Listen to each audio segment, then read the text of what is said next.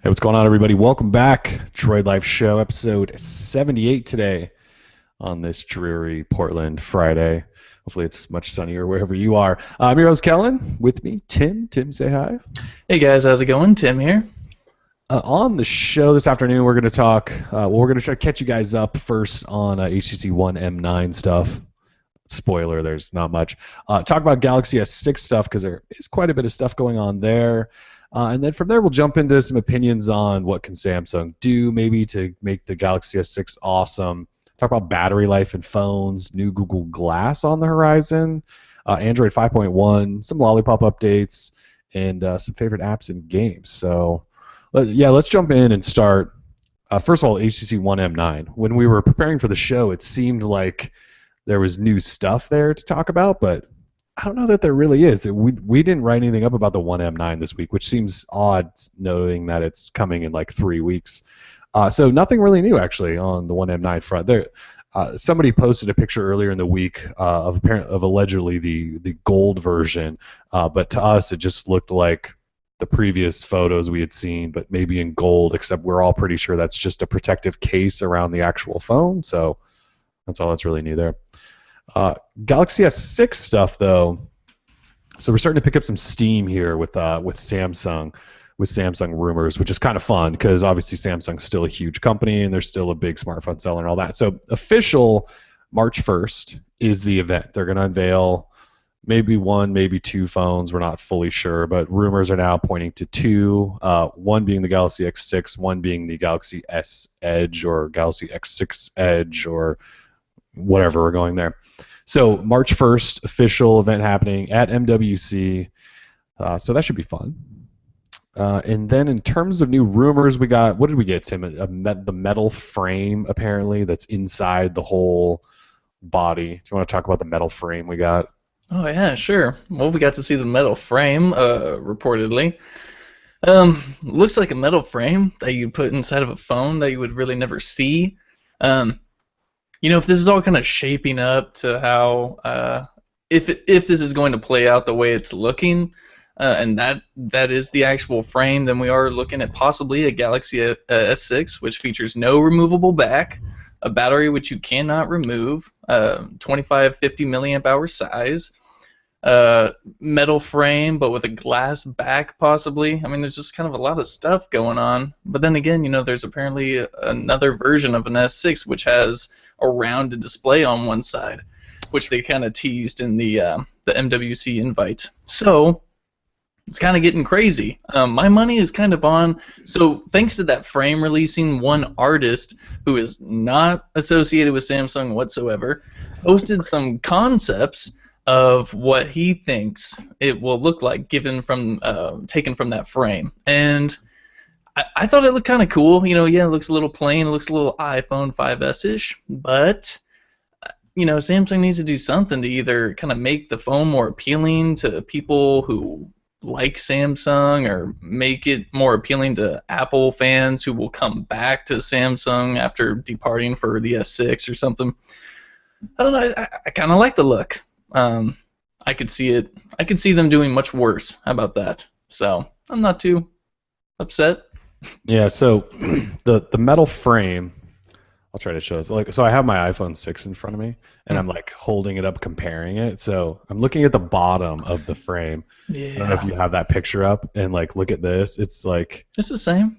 The only differences are the iPhone only has one row of holes for speaker on the bottom, and this S6 has two rows, and the microphone is over by the speaker on the S6 instead of right here by the headphone jack. Otherwise, it looks. Oh, and there's a couple of bands on the S6. So it like you said, it looks a lot like the iPhone, but it also looks kind of nice. It looks premium. It doesn't really look all that much like another, all the past Samsung devices, other than maybe the home button. That's obviously the giveaway.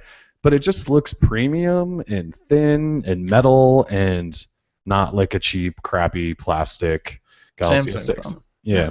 But like you said, it's also fan renders basically. That's not like official imagery or anything like that. They were based off of this frame and other leaks and things like that. So it's not all that much to go on, but it could be something. It could be some sort of a vision of what the S6, and if that's what it looks like, pretty tempting. So be it. I've been hating on it for the last couple of weeks. You've been calling me out on that, but when I saw the renders, like giving me sort of that vision of what could be, I have to admit I got a little excited. Anything's better than this. This is the Galaxy S5 in my hands, and it could possibly be up there for worst flagship device of 2015 or 2014, excuse me. I mean, the speaker was pretty awful. Heart rate monitors completely useless. Fingerprint scanners ridiculous. It has the USB cover, so it's waterproof. It's stupid. My dog is scratching his head off and making noise. But yeah, the metal banding around the S4 or S5. The fake metal banding. Yeah, the faux metal banding. It's just with ripples in it. I have one too, right in my hand too. But yeah, it's an all-around pretty awful design phone, I think. The bezels are huge. the bezels grew over the S4 for some reason. We still can't figure out. Yeah. So if the S5 kind of even looks somewhat a little close to the third-party concept render, that would be okay with me. Like we talk about, I don't want to say I'm incredibly surprised that Samsung had such a terrible 2014, but when you look at this phone again, like I haven't used it much in the last 6 or 7 months. And then this Verizon version got Lollipop this week, so I put Lollipop on it and tried to use it for a while. And yeah, when you pick it up after not using it for months, after using like the One M8 for a while, the Moto X, the iPhone 6, the Note 4, which is obviously one of their products, you kind of realize maybe why they had such a terrible year. Like this thing it's plastic and it's cheesy looking and the quality's not there, and yet it has that flap and this stupid rippling in the fake metal, and it's like a weird pearly color. It's just it's pretty bad. The heart rate sensor on this thing didn't work. The fingerprint sensor barely worked. I mean, it was just yikes. It was all around. It was just a boring phone. I mean, even the M8 was some way it looks nice, with being metal and premium, had boom sound speakers. Like, it was a cool phone. The S5 is just boring, uninspired. Yeah. So not a good effort from Samsung, that's for sure. And they got hammered for it. Absolutely. So hopefully they come out with something big. Actually, speaking of the S4, so my stepmom's getting her first smartphone, and I'm sending her my S4 GPE just to give her a taste of a smartphone. And I was holding it the other day next to this S5 and just went, God, the S4 was a really cool phone. Like the design, the way, like how it was like all screen and it fit perfectly in your hand, and then holding this again next to it, I just went, ugh. Yep. Like it. Yeah. Well, hopefully it's metal and looks like this. Even if it looks like an iPhone, whatever. That's how Samsung jumped to success, right? Was copying the iPhone, so maybe that will help them get back on track. Yeah, that shouldn't upset anybody. I mean, if anything, that's good. Get back to your roots. Get back to what made you and so successful. Copying roots, yeah. Yeah. But speaking of that, we kind of ran a question of the day yesterday, 2 days ago, that said, what could Samsung do to get you interested in the Galaxy S6? Obviously, not a lot of people interested in the S5. For sure, our readers. We've run polls throughout the last year asking what phone you have, and most people went Motorola, but there's some G3s and some other stuff in there, OnePlus One. Not really many of our readers. Well, Note 4 was a big one, but not a lot of people with Galaxy S5. So we asked, what could Samsung do? So for you, what would it be? Like, is it the metal stuff? Is it killing TouchWiz? Is it like all of the above? Like, what are the big things that Samsung could do to make you choose it? Yeah, I got a few. Definitely the design department has to be stepped up quite a bit. Reports have stated that Samsung is going to decouple a lot of their apps from TouchWiz, which would kind of help smooth up the phone's operation, which would be greatly appreciated. Who knows, and how drastic they're going to take it in terms of de-bloating the S6 and TouchWiz. It probably won't be too crazy. It's not going to be Nexus-like or anything. TouchWiz will still be there and will slow you down probably. Keep the cameras awesome. I think Samsung's phones definitely feature the best Android cameras, I would want to say. Like the Note 4 to me it's a great camera. The S5 had a good camera too. It's just you don't really want to use the phone at all. The S4 had an awesome camera too. I've taken some shots with the S4. I just couldn't even believe it was a smartphone. So awesome camera, awesome design, of course. QHD Super AMOLED display, that's going to be sick. Although, with a 2550 milliamp hour battery, I guess I don't know how much you can expect from for battery life. Yeah, that seems small, right? Doesn't the S5 have like a 2800 milliamp hour or something? So we're I getting thought it was like smaller, which 27 is something. Yeah, I don't know the official battery rating on the S5 right off. But yeah, it's 28. if So they it's okay. for some reason go down to 2550 because they had to slim the device down, give it that non-removable back, they could be paying for that decision too. I mean, Samsung's one of their huge calling cards is having a removable back, removable batteries where you can stick in SIMs and SD cards all in the back. And if they kind of take that away and really change it up like that, I don't know, then even the Samsung fanboys may, be crying over it. So Right. I had And one person maybe say, no SD slot. yeah, right. Someone in the comments said straight up no, these renders can't be real. The phone has to have a removable back. That is Samsung. They started it.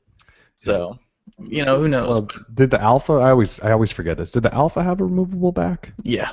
Okay. Yeah, I think pretty much every Samsung phone ever has kind of had a removable back. Except So. maybe I don't know if those international A5 and A3s, they might not. But I haven't touched those. Actually, yeah, I guess we did touch those at did touch CES, those. but I think they do have removable backs. okay. Yeah. But either way, so camera, display, design. Those are my top three. So Samsung's always done good in the display department. Even the S5, the display was nice. Yeah, the display was awesome. Yeah, it's just the rest of the phone that surrounds it kind of Right. crappy. But so yeah, so keep up the camera work, keep up the display work, and work on that design, and yeah, color me impressed. Yeah, I'm just reading through some of the questions and I didn't do when you search something in on a page and everything gets highlighted with yellow. I didn't even bother to do that, and I can already pick out everyone saying TouchWiz, TouchWiz, TouchWiz, TouchWiz. It's just one of those words that stands out. Everyone's saying remove TouchWiz, tone down TouchWiz, kill TouchWiz. It just keeps going. A lot of people don't like the physical button. Well, yeah, there's a few things you can expect them not to get rid of, like a home Right. button or TouchWiz, or the phone's not going to be made by Motorola, as someone stated. So there's certain things sure in a dream world, but It's just amazing how much people hate TouchWiz, and Samsung won't change it or get rid of it, or I think that adds value. And I know our readers are tech geeks and they're opinionated and they're not the general public, but I don't know that I've ever heard. Have you ever seen anyone defend TouchWiz? Maybe is his name Richard Yarrell? Is that the guy? is that the guy who I think you're talking about? That's the ultimate Samsung defender. on our site? Yeah. Yeah, Is the it his guy. name? Well, his new name on the site I think is Galaxy Note 4 is a boss or something like that. Yeah, it's But- Richard Yarrell. Yeah. Yeah, so he probably loves TouchWiz. He's the only human. I'm sure it does add quite a bit of functionality for him and the multi-window and all this stuff. But yeah, at the end of the day, I mean, a lot of those features just don't get used. And I hope that Samsung has usage statistics on what is getting used, what's not getting used, and they can kind of decide from there what do we really need in here? Because a lot of the stuff is just ridiculous. If we have Google Now, which we can search with our voice, then why do we need S voice? And why do we need all this other stuff that really just doesn't offer anything? Because Google already handles all of it.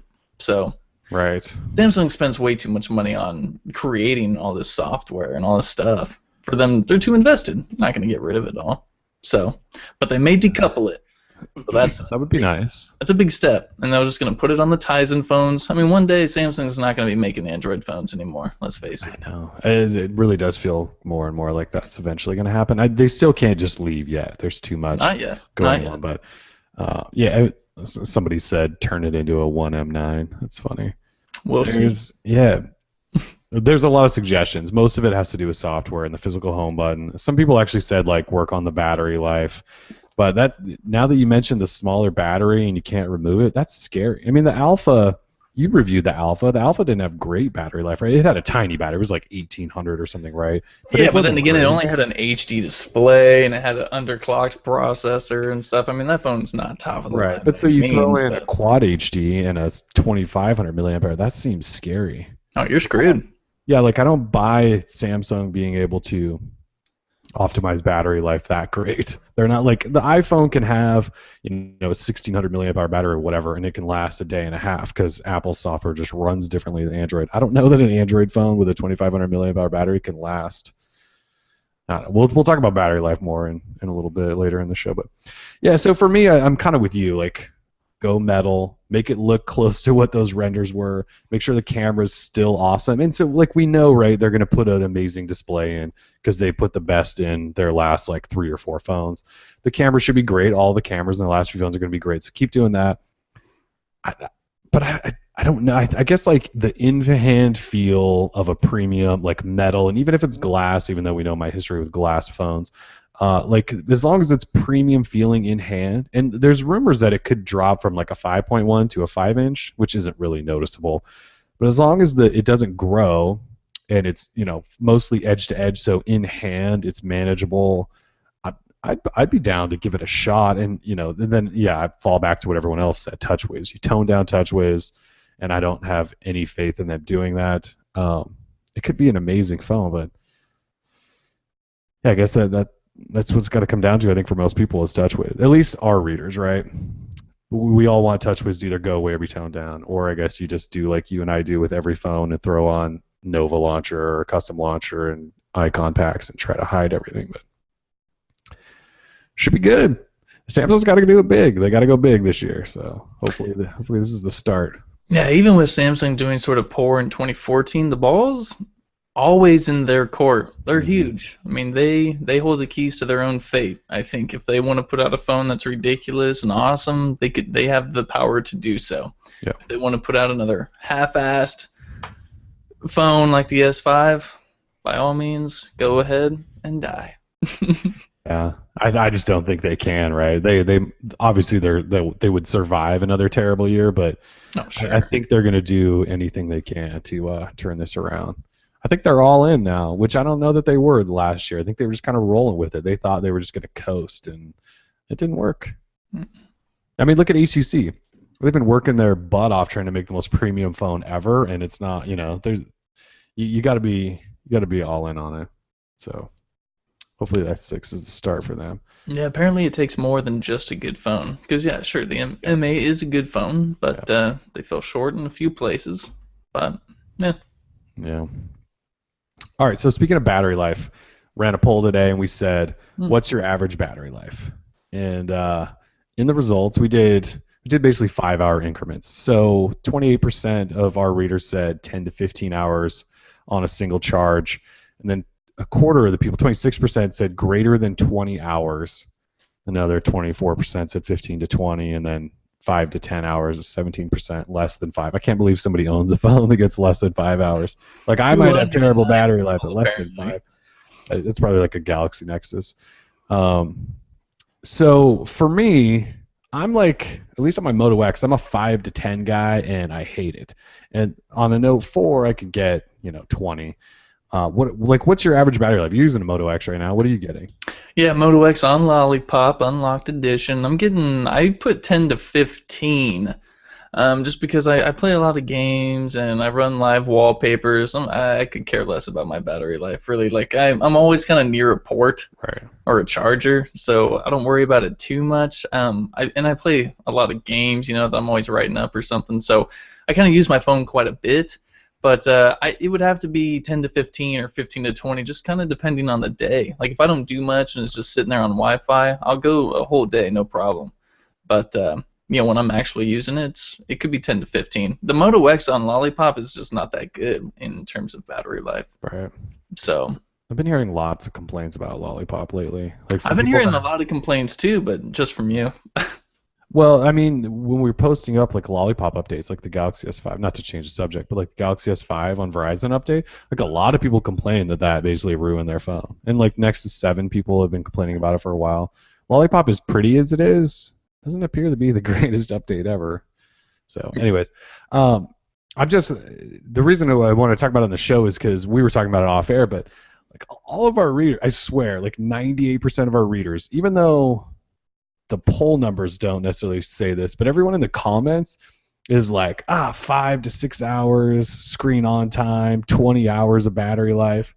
Who are these people? If you're listening right now, like tell me, like, how are you on your phone for 5 to 6 hours with the screen on for one in a day, and how is it not dying in like 4 hours? So I average, I would say, close to 2 hours of screen on time, and I'm at home like you, like on Wi-Fi all day, and I'm using AT&T at the moment on this Moto X. I get pretty decent AT&T coverage here. I think like 4 bars or something like that. So it's not like struggling to find a signal, but I'm also on Wi-Fi, and my Moto X may be doomed anyway. The battery might be shot or something, but I can't get 14 hours. I can maybe get 12, and then I'm charged. Like I wake up at 6-ish, 6:30-ish. I have to be on that charger by 5 o'clock because I'm at like 20%. So how much screen on time do you average in a day? That's a really good question, actually. Like I usually right around 2, but our readers are all like 5, 6, 4, 5, 6, 7 What? hours of screen on time. Like I don't even know how a phone lasts. Like some of these readers are saying like they get more screen on time than I even get on a charge. I feel like sometimes. Like, what So am I here, doing? yeah, What am I doing wrong? here's the problem. So it's 2:55. I took the phone off the charger at about 7:45 p.m. I'm at 80%, 79% to be more specific, but my screen brightness is at 75%. But right now it says the screen has taken up 3% at the highest of my battery, and it's only been on for 26 minutes total today. So I haven't really done anything. And Yeah. if you would kind of factor all that in and sort of math it out, I would get to only like an hour of screen on time in a day before it would be dead. So It to still sounds me, pretty good though. You've only dropped 20%. I know you an haven't. hour? An hour? Well, if an hour of screen on time is good, then I don't think so. Oh no, I just mean that only 20%'s gone. But yeah, you're right. I don't know. Like The I've phone's just never. been sitting here all day, so I don't even know how I'm possibly. Why it's even down 20%? I haven't done anything on the phone, That's so true. it's just weird. Yeah, I don't know. Like I've reviewed a ton of phones in my life. None of them ever get like 5 to 7 hours of screen. Like the OnePlus, when I was using that, it was getting like I think 3 to 4 hours, and it just wouldn't die. Like there was something about that phone for me that lasted all day, all night, and was awesome. No other phone seems to be able to do that for me. I don't get it. Maybe I'm using a couple of like rogue apps. They're terrible. But Mm. like today, like I've used GSAM's battery monitor a couple of different times, and it never seems to find anything wrong. Like for example, today I plugged my phone back in to get it up to a full charge at like 8:30 or something. It's now almost 3 here, and I'm at 53%, and I have 27 minutes of screen on time. Oh, So what the basically, hell? I've had it unplugged as long as you have. I know I only have 27 minutes of screen on time, and I'm at 53% left. Yeah, what's going on with you? I don't know. This is what I like all my maybe I live in like this weird death zone of wireless connectivity. I know I get terrible Verizon coverage here. Apparently, my AT&T, even though it says it's fine, isn't. I guess I should look into that. I guess my problem is, say if let's see, what am I trying to say? Oh yeah, so if I have just a phone kind of sitting on a desk, it just shouldn't drain at all. I feel like other phones I've had, say like note phones or something, you just leave Yeah, them sitting there, they'll last a week. Or kind of like a tablet, anything that yeah, doesn't have a cellular radio, even if it's on Wi-Fi, you just let it sit there with the screen off. Even say it'll last a week. But these yeah. phones, they die in a day whether you have the screen on or not. And whether that's because of the cellular radios or apps you have running in the background, I don't know what that is. But say, for example, I have my Shield tablet upstairs. It sits upstairs every day, all day, because I have it hooked up to a TV up there that I watch when Mhm. I'm laying in bed. And I have it update apps automatically and all that, so it is running. But that thing's battery lasts for days. The screen isn't really ever on, but it just keeps going. Yeah, I mean, like phones, obviously, it's the cell radio in there which does it. But not to keep bringing up the iPhone, but my iPhone on Verizon, and again, I like definitely am in a terrible Verizon area. I get like 2 bars. That thing lasts like a day and a half here. But if I put my Verizon SIM in like the next 6, which has like double the battery size of the iPhone 6, it dies in like 12 hours. The Nexus 6 does. So I must really just live in like a death zone. I'll just stop complaining about battery life and just assume it's where my house is located. To give up. I would love though someday to get a phone that lasts for 20 hours with 5 hours of screen on time. Although I don't know that I have 5 hours in a day to look at my phone. That's another thing. That's a long time to be looking at your phone. Yeah, what are they doing? I don't know. What are you guys doing all day? Clash of Clans, man. It is. It's a pandemic. Yeah. All right, let's see. So battery life. Obviously, I have issues. Everyone else is fine. I need to figure out my issues. Let's see. Google Glass. So this week, New York Times wrote up kind of an interesting story on Google Glass and how it came about and where it went and why it failed and where it's going, sort of thing. And they kind of went through the history of Glass from Google's X Lab and Sergey Brin jumping on board and it being super secretive, and then he basically said, "We're not going to wait until this is a finished product. Let's test it in the public and create this Explorer program." Even though half of the team thought that was a terrible idea because the device wasn't even close to being ready. And then it turned into an Explorer program, and it went from being really cool, although I would argue it was never cool. But the story makes it sound like it was really cool, and like all the fashion people and celebrities were into it and all this stuff. And then all of a sudden it flipped, and then people thought it was for, rich, douchey white guys and things like that. And then Sergey Brin had an affair. I don't know what that has to do with the fallout of Glass, but apparently it did, according to this story. Of course it did. And then, well, yeah, because the affair happened with a girl that was like one of the on the Glass team. On the Glass team. Then he stopped wearing Glass, which I think must really mean it's failed. It signified the death of Glass within Google and to the outside world. Although we know that he's back to wearing it now because we saw him in Vegas rocking it. Yeah, you saw him wearing it. I was going to say, when I read the story, I was thinking, I'm pretty sure Tim saw him wear. When you saw him, I was like, I'm pretty sure he was Tim rocking it with the shade attachment, and I was like, that's my man right there. Your man. So then it went from him not wearing it and having an affair to all of a sudden it's dead and not cool anymore, and it's expensive and whatever. And so now, as we all know, Glass has transitioned over under Tony Fadell, who runs Nest, and he's going to make a new Glass. And it's not going to be an Explorer thing. If they make it, and they actually do make it for people, it won't come out until it's a finished product ready for all of us to wear and use. So the way it should be. Yeah.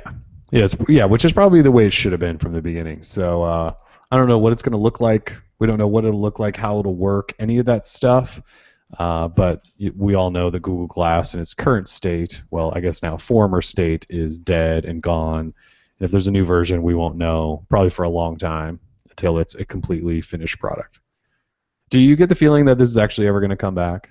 I kind of feel like no. Like Tony Fadell's going to go, yeah, okay, I got other things to build or something. They got Ivy Ross, jewelry designer, pretty much leading, and then you have the project head, Tony Fadell, who he knows consumer products. Yes. We could see something. Is it going to be awesome? Is it going to be who knows?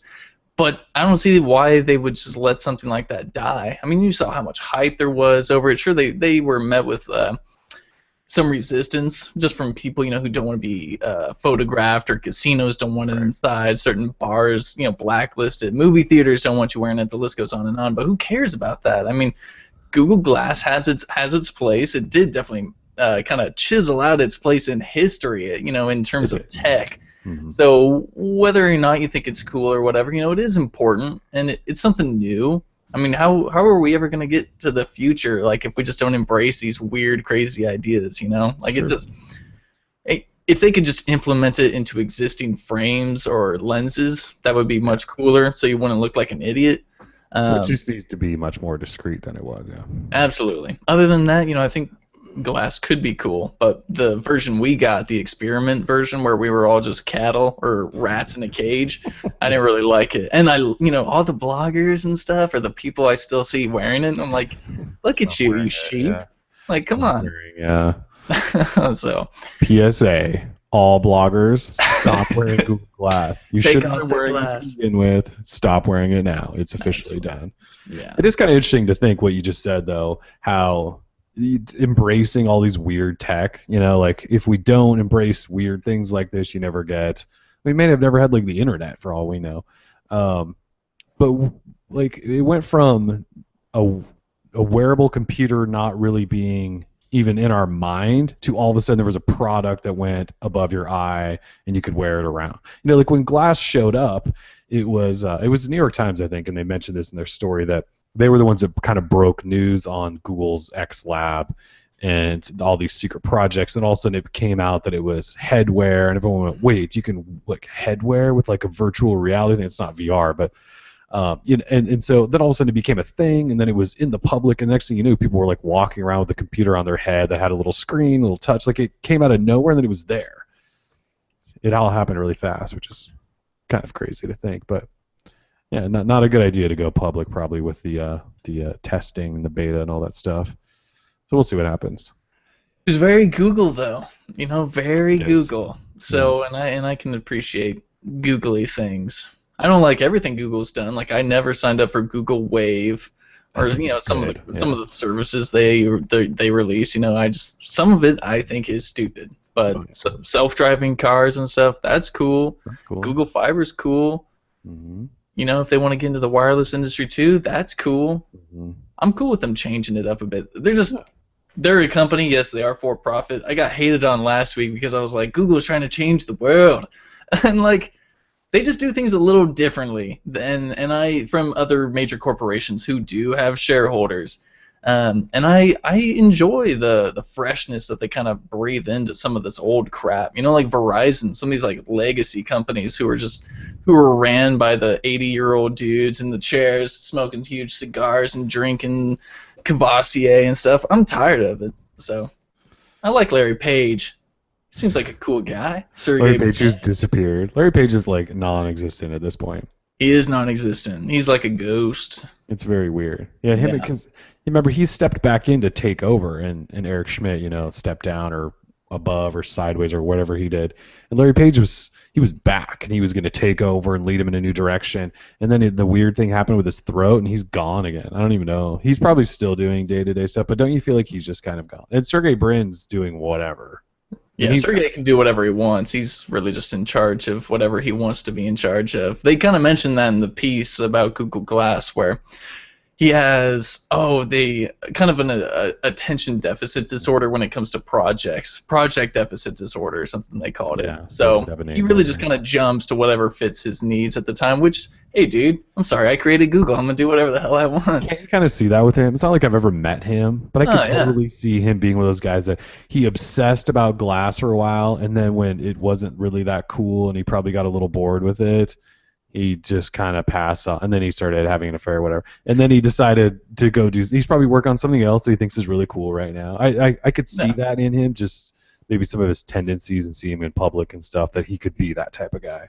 Yeah, absolutely. I mean, all pure speculation, but the whole affair thing is kind of ridiculous on why he would join Glass team, and there just happened to be that chick there on the marketing team or whatever. I don't know. It's sort of, I wish we'll never hear more details about that because it's Sergey Brin. He's a billionaire. Right. But at the same time, you could have just wished you could have been a fly on the wall in the room or something. And you're like, what were these guys talking about? So it's very interesting to me. I love a good drama. Yeah, we never get that tech Silicon Valley affair drama. Love triangle? Yeah, absolutely. Because Hugo Barra was involved, right? Like that was his girlfriend, right? Okay, yeah, that's right. Yeah. So you're right. We don't get that stuff very often. So when you do, you're kind of like, oh, drama, relationship stuff that we don't ever talk about. Yeah, good stuff. Hugo was there, so at the I.O. where Sergey did his huge entrance with Glass and the skydivers, Hugo was walking around with that girl, and Hugo was easy to spot. He's kind of a short guy, and then the girl was a little bit taller than him, and then Sergey's walking down the hall, and it was just like very odd, you know, like you just want to be in their minds for like a split second. Like what's going on here? So good times. Google Glass. We're glad it's gone, but I think it'll be back. That was the original question. I do think it will return. Yeah. So kind of maybe semi-related. We're not really sure. What are Google and Mattel doing? They're hosting an NYC event. What's going on there? It's got to be VR. I mean, it's being hosted during a toy convention, I believe, some annual New York City toy convention. So I do believe that we will see kind of like a cardboard for kiddies type deal with Google just looking to get into, VR stuff. I think it would be cool. And a ViewMaster was essentially kind of the first VR back in the 90s. Well, I'm sure there was other VR, but like very simplistic. Hey, like I'm in the Grand Canyon. Oh my God, no, I'm not. So it's kind of I forget what they called them back in like the 30s or 40s, like spectrograms or something like that. There was a different name for them. This stuff is super old technology, but I could see Google getting into some kitty VR. Yeah, so Google sent out invites, or Google and Mattel sent out invites to select press. I don't believe any Android site got it, so I don't know that it's Android related whatsoever. And it says view what's possible, and it shows, what do you keep calling that? A viewfinder? ViewMaster. A ViewMaster. I guess I never knew the name of that. I know the toy and like the little card things that spin around or whatever. Yeah. It's got a ViewMaster kind of resemblance on it, basically like this circular card thing. And yeah, we think it'll be some sort of toy. Yeah, it says, well, there's a product debut. Yeah, it says a product debut, briefing, and demo. It's at, February 13th. So yeah, who knows? Could be a little cool thing for kids or something. It's Google getting together with toy makers and. Yes, I don't think it's gonna be revolutionary. Well, maybe it could be. Maybe. I don't know. It could be cardboard, like you're right though. Yeah, I just feel like it's not going to be anything too crazy, expensive, or cool per se. Could be fun for kids though. Exactly. Yeah. All right, so random news out of nowhere this week. Android One, which is Google's platform for Android to go into emerging markets, sell cheap phones, all that stuff, launched in Indonesia, and on the Indonesian site on Android.com. Google kept referencing Lollipop 5.1, which none of us knew existed, and thought maybe typo, not typo. It actually is real. So Android 5.1, still Lollipop, is probably the next big update. And if you live in Indonesia, you can go buy an Android One phone right now, which is already running Android 5.1 Lollipop. There's no updates out for Nexus devices or anything yet. We don't really know of any new features, other than maybe some tweaks to the quick toggles and Bluetooth and Wi-Fi. Other than that, it's kind of weird, like that it showed up. We didn't go to 5.0.3. We just jumped right up to 5.1. So you kind of wonder what was worth the big jump there if there wasn't some sort of major change. And it's not like 5.1 needed to be whatever the next letter is in the alphabet, but it seems like a big enough jump to go from 5.0 to 5.1 that maybe it would change a whole bunch of stuff, but we just don't know because it's on Android One. So, but that's coming. Could be soon. If Android One devices are already running 5.1, hopefully it's coming to Nexus devices and it's going to squash the what seems like never-ending list of bugs in Lollipop. Anything's possible. Anything is possible. Yeah. Speaking of Lollipop, updates starting to roll out now to carrier devices. Sprint, One M8, and M7 getting it this week. Dev and unlocked M7 as well. And yeah, the Verizon Galaxy S5. I think everyone was shocked. When I saw the Verizon's Galaxy S5 was getting Lollipop, at first I just kind of went, oh, that's cool. Verizon jumping ahead of everyone. And then when you look around and realize that Galaxy S5 on AT&T, T-Mobile, Sprint, none of those have it yet. So Verizon is the first to push out Lollipop to the Galaxy S5, which is kind of crazy. Every once in a while, Verizon does that. Like last year, they did it with the Moto X 2013, got KitKat first, and now with the Galaxy S5. Kind of crazy. And nobody else has had it. So, or did the Sprint Galaxy S5 get it? It might have. Lollipop? Yeah, didn't it just get it this week too? Yeah. I swear I wrote that up. Yeah. So, but yeah, Verizon first. I ran it. We did a little tour of it. It's like Samsung touchscreen. Yeah. Notifications added to lock screen. Smart lock, trusted Bluetooth devices are in there. A couple other things. They did add download booster, or finally activated it. I don't know if you remember that when the Galaxy S5 and Verizon came out, they disabled download booster. It's activated, I believe, now. Somebody else said that you can now use PayPal payments with the fingerprint scanner on Verizon now, and you couldn't initially. I just haven't used it for so long, I forgot that those were gone. Yeah, Lollipop, though, starting to roll out. Big time. To more devices, finally. Let's see. So, FCC Chairman Tom Wheeler. I keep calling him Ted Wheeler, by the way. I have to keep correcting it when I'm typing, because Ted Wheeler, I think, was a senator in Montana, where I'm from originally. And so whenever I see Tom Wheeler, I think Ted Wheeler is really weird for whatever reason. Anyways, he came out and said for net neutrality, he is going to. Let me get the quote here. He said the internet must be fast, fair, and open. And he is going to submit to his colleagues the strongest open internet protections ever proposed by the FCC. He's going Title II with internet, so that all the broadband and wireless carriers essentially just become common carriers. Kind of makes it a utility, and it's a whole big topic that would probably take an entire show to dive into. But basically, Tom Wheeler is going to try to protect the internet as it is today, so that carriers can't say you can access this web page and not that one, or you can access this one faster than that one because this one's paid more, or this app won't count against your data because they've paid us, but that app over there will, or you can't view this porn site because we don't want you to, but you can view that one because they've paid us more. You know what I mean? It's like a never-ending sort of terrible idea that the internet carriers could control what we see, when we see it, how fast we see it.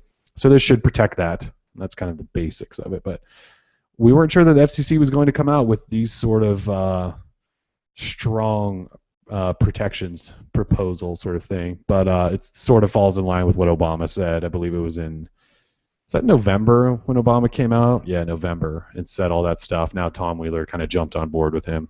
And I think he was appointed by Obama, wasn't he? So he kind of had to. But so that's that. I am obviously in favor of net neutrality because I work on the internet and I want people to be able to access Droid Life and not have to worry about it. But that's good. Not to get all political on you guys. So you want to talk apps and games, or is there any other stories you want to talk about that we haven't talked about? I wanted to bring up my quick take on the Gear VR and what I think of it so far. Gear VR, yes. Gear VR. So I went to Best Buy, picked up the Gear VR, not yesterday, but the day before, after work. Swooped in there, went to the in-store pickup lane, copped it, took it back home, and I set it up. So far, I'm actually really, really impressed. Do you have it sitting there? It's over there on the bar.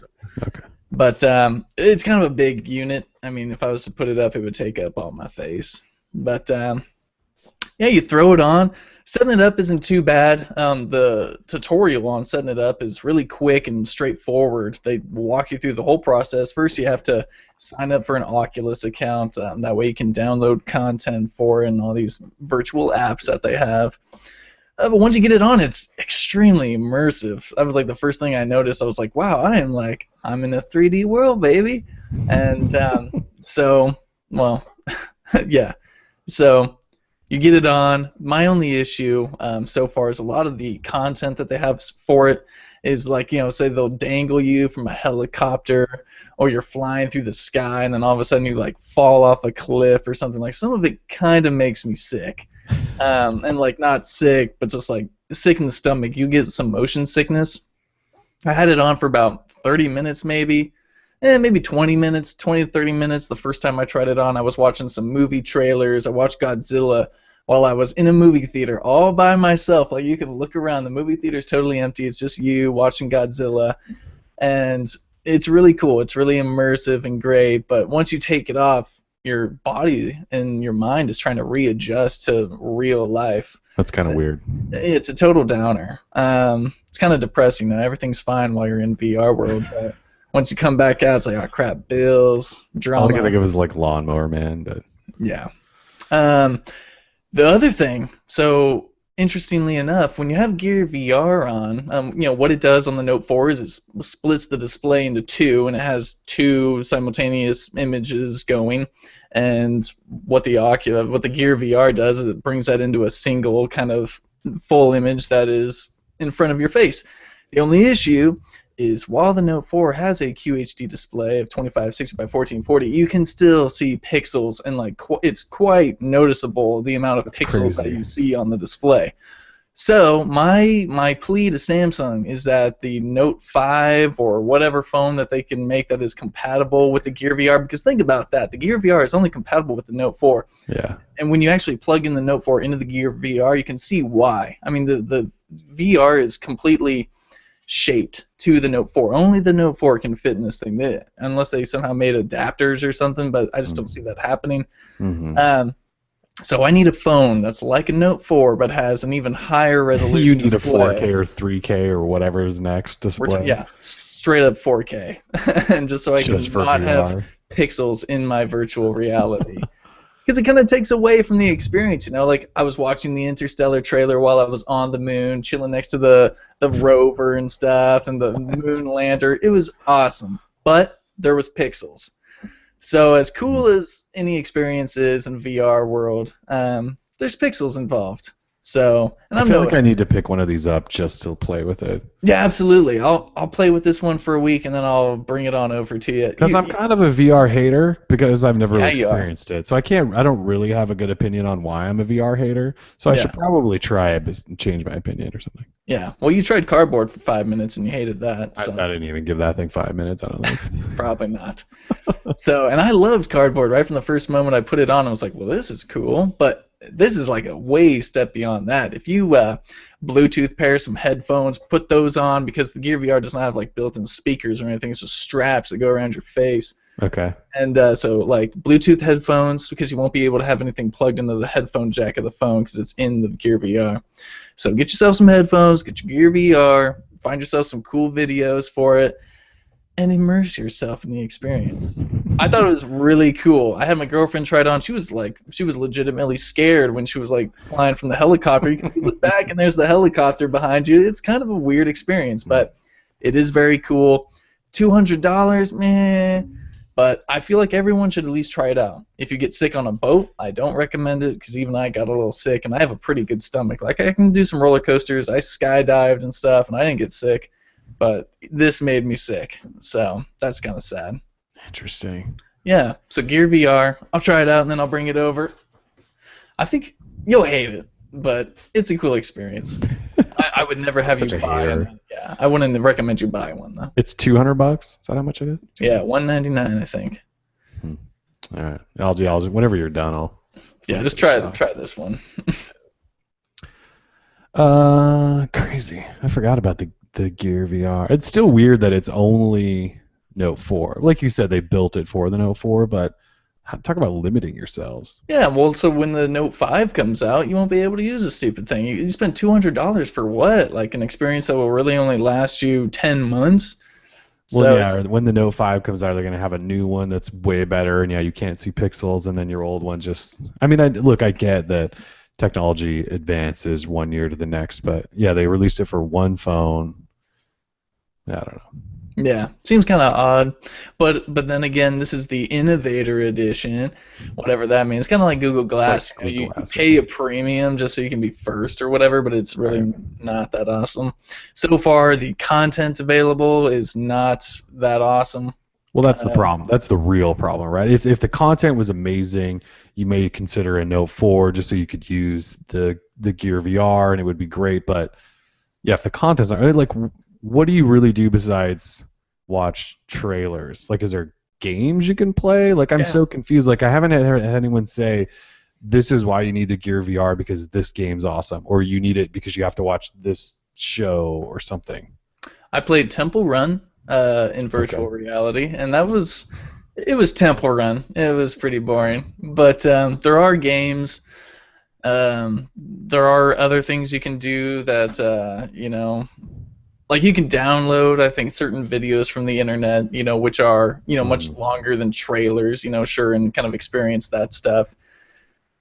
I don't know. What would be really cool? I was thinking, if you're able to use your hands, so if there was some type of like rings you could put on, kind of like that really bad ring product that was like put on Kickstarter that was voted worst product ever made or whatever. Yeah. But if there was something like that where, say, if you're kind of floating in space and you could kind of like touch a star or bring it closer and twist and pinch to zoom and things like that. I mean, we're really far away from Minority Report level stuff. But something like that in the future would be cool if that's where virtual reality was really going. But I mean, of course, we're nowhere close to that. So Right. spending the $200 on this doesn't seem justified. However, I think we're taking a step in the right direction.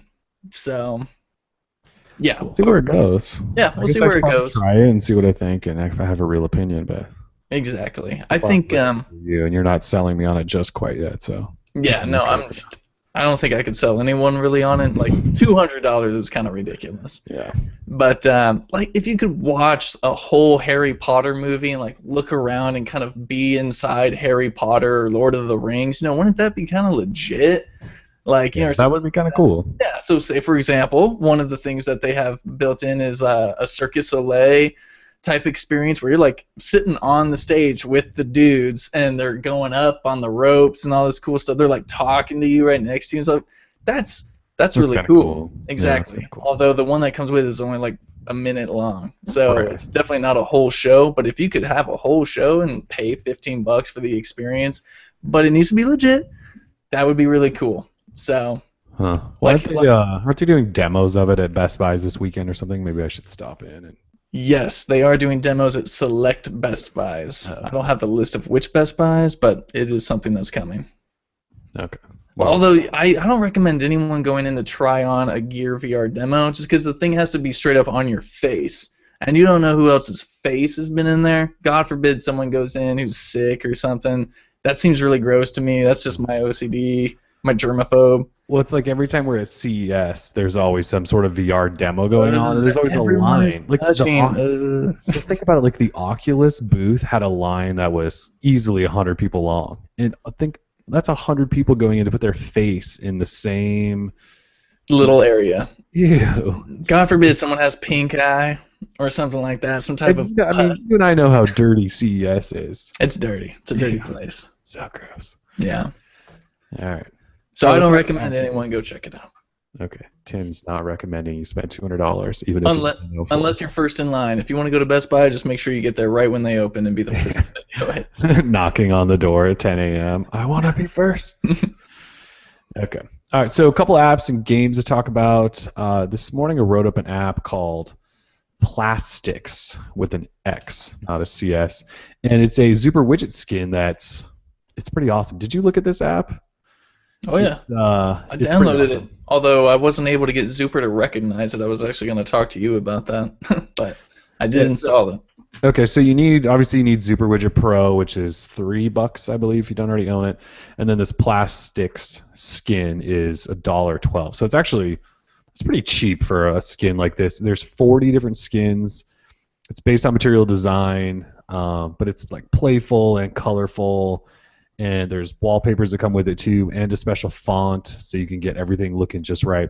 It's just one of the more in-depth skins I've used because there's so many different options. And so you mentioned kind of an issue. So when I first installed it, and I went in through Zuper to choose it, and then it gave me the list of all the options. Like half of them all say like, this one's corrupted, and so it wouldn't show me a preview. But if I clicked on those, they would still load just fine. But for whatever reason, the previews weren't loading. I don't know. That must be a bug in the actual skin itself. So you couldn't even get it to load to even try any of them? Or I was in the library section, and it just wasn't popping up. Wasn't there? I'm kind of stupid, though, and I just had Zuper Widget installed and not Zuper Widget Pro, so maybe that's my problem. So now I have Pro installed, and I'm going to shut up. that would be your problem right there. Yeah.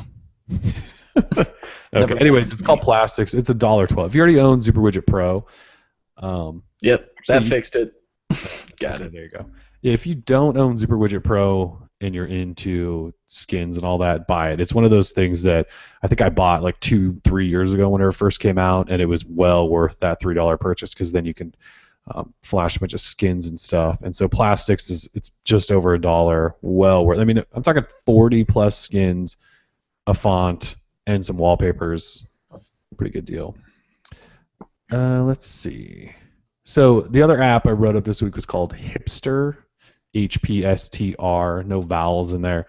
And it's a live wallpaper app, which is kind of like, to me, it reminds me of how Muse live wallpaper worked, in that it pulls from different image sources. You can tell it to change all the time. Obviously, it's called Hipster, so a lot of people were turned off by the name because everyone hates hipsters. But look beyond the name. It's actually a cool live wallpaper that pulls from a whole bunch of different sources of images, and then you can throw like custom shapes on top and change colors and tweak the way the shapes look and have it randomly change in the background. Really, really cool live wallpaper app. And again, if you like Muse, it's kind of along those lines, but I guess a little more hipstery or something. I mean, Muse is like pretty hipstery, but really cool. HPSTR, and it was, how much was this thing? Like $3? I think it was like $3. I thought it was free, but yeah, it could have been like $2 or something. It is. Yeah, I want to say it was like $2.50 maybe. Well, again, well worth it. We wouldn't write these apps up if we thought they were complete crap and not worth your money. So it's like $2.50. I thought it was cool. I'm still using it. Well, I was using it on a different phone. I'm now back on the Moto X, so I need to put it on the Moto X. And you're still using it, right? Absolutely. Yep, I love it. I like that you can pull from different sections, and so that they have Earth porn and star porn, and I love that type of stuff. Beautiful pictures on there. So. Yeah, good app. Good find. Yeah. What do you got? I've got a good one. I've got Game of Thrones, Episode 2 from Telltale Games. The Lost Lords is the second episode for the Telltale Game of Thrones series. Franchise, I guess you want to say. Yeah. It's not at all related to the show, although we are all anticipating the Season 5 launch in April, I believe. I think it's April, yeah. Yeah, boy, am I excited for that. Mm-hmm. So, but we won't talk about that. Just this game alone, it follows a different story. This time you're kind of switching between the Wall and King's Landing. Your characters do interact with characters you'll know from the show, like Jon Snow or... oh man, I'm forgetting her name. The Joffrey's mom down in Queen's Cersei, yeah. Cersei, thank you. I always think that's a guy's name, so I don't recognize it as her name. Cersei just kind of sounds like a guy's name to me.